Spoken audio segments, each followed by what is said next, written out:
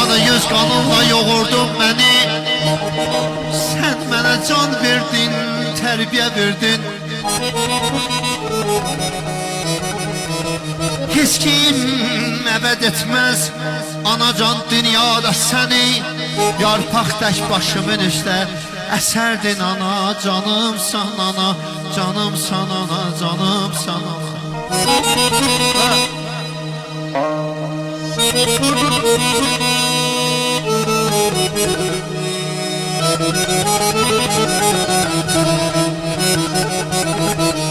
Məramı niyyəti bulaqdan durub, qarın sarsılmaz dağlar qururum.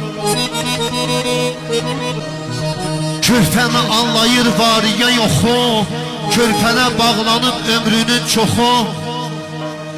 Bəzən bir gecənin yuxusuzluğu əvəz ola bilməz dünya malına. Təmənna bilməyən sənsən ana, sən ana, sənsən ana.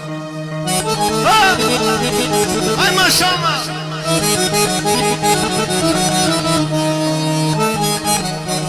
Hifz eyleyen duasıdır. Aynen. Sesi Kur'an sedasıdır. Anaların anasıdır. Anam benim. Lay lay de